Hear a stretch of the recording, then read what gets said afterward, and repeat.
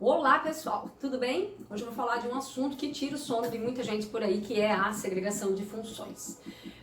Claro que a gente precisa se preocupar quando há a atuação de um mesmo agente nas diversas fases do processo de contratação pública, mas é importante também lembrar que isso não vai por si só gerar a responsabilização desse agente ou dos agentes envolvidos nessa situação.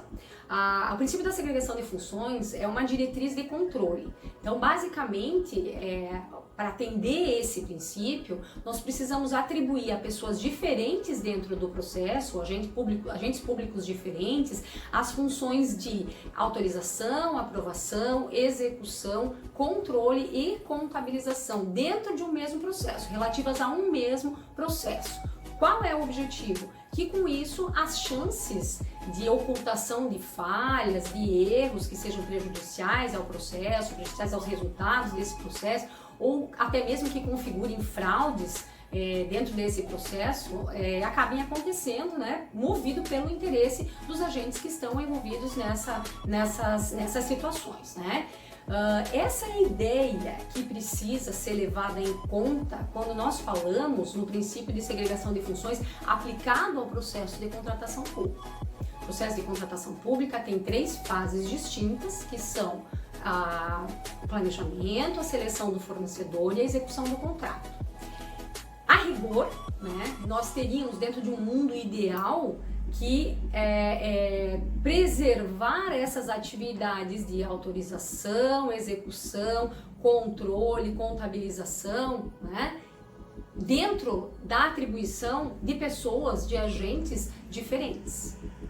Isso no mundo ideal. Isso já levou, inclusive, o próprio Tribunal de Contas da União a dizer que quem atua na etapa de planejamento não pode ser pregoeiro ou atuar na comissão de licitação, que o chefe do setor de licitações não pode elaborar o projeto básico, nem fiscalizar o contrato, né, cumulativamente dentro de um mesmo processo, que os agentes da etapa de planejamento não podem atuar no recebimento do objeto. Isso dentro de um mundo ideal. Mas nós sabemos, né, e aí começam as questões, começam as dúvidas, as dificuldades e os receios, né, nós sabemos que a maioria das organizações não possui um efetivo de pessoas, seja quantitativamente, seja qualitativamente falando, né, devidamente preparadas para atuar nessas funções, e o que acontece é que as mesmas pessoas acabam participando, atuando efetivamente no processo nas suas diferentes fases, cumulativamente, né? Isso é motivo de preocupação? Sim, é motivo de preocupação. É importante que os atores estejam conscientes disso, porque se não houver uma forma de mudar essa realidade, é preciso que mais cuidado ainda se tenha na execução dessas atribuições, né? O que pode acontecer, digamos, se o Tribunal de Contas da União se deparar com essas situações de quebra do princípio da segregação de funções?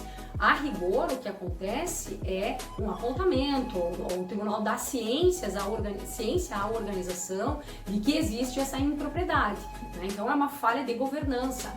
Ou pode ser que realmente essa falha não seja efetivamente uma falha por ausência de outra solução possível. Então não tem muito o que se fazer, né? A gente acaba trabalhando a situação concreta no nível das justificativas, da motivação que vai gerar aí um convencimento do Tribunal de Contas no sentido de que a realidade é essa e não tem muita solução.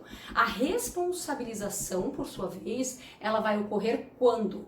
Quando forem detectadas efetivamente falhas, a ocultação de falhas, eventualmente até o dolo, né, presente aí na atuação dos agentes envolvidos, aí sim nós podemos falar em responsabilização de agentes, tá? De todo modo, então, é importante que os agentes tenham a consciência, né, de que se eles estão vivenciando uma situação como essa, muito cuidado é preciso ser tomado. Dependendo do caso, aliás, né, algo que se pode sugerir aí, dependendo do caso, vale a pena pensar em alocar esses servidores em processos diferentes.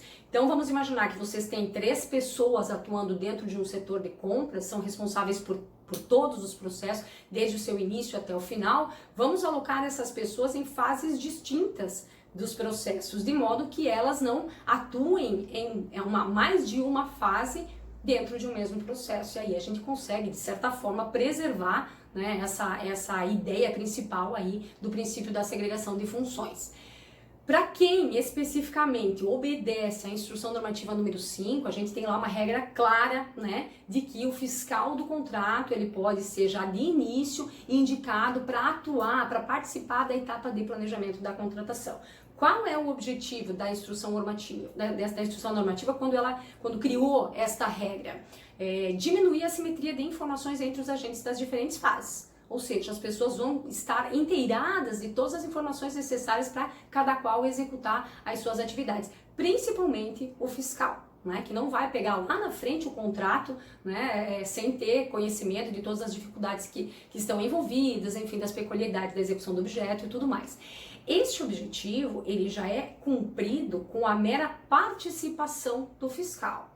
Então, para que a gente não tenha uma eventual arguição de conflito com o princípio da segregação de funções, a recomendação é em que sentido? Que o fiscal não assine documentos, não atue na elaboração de documentos, não integre a equipe de planejamento formalmente, não atue na elaboração do termo de referência e sim participe. De que forma? Dando informações, colhendo informações, contribuindo para a instrução do processo e se valendo do conhecimento que é gerado nessa etapa de planejamento para melhorar a sua performance no momento da execução das suas atribuições na fase de fiscalização contratual. Basicamente isso. Tá? Então, é uma estratégia, digamos assim, que faz com que nós afastemos essa discussão sobre a segregação de funções relacionada à atuação do fiscal na etapa de planejamento da contratação.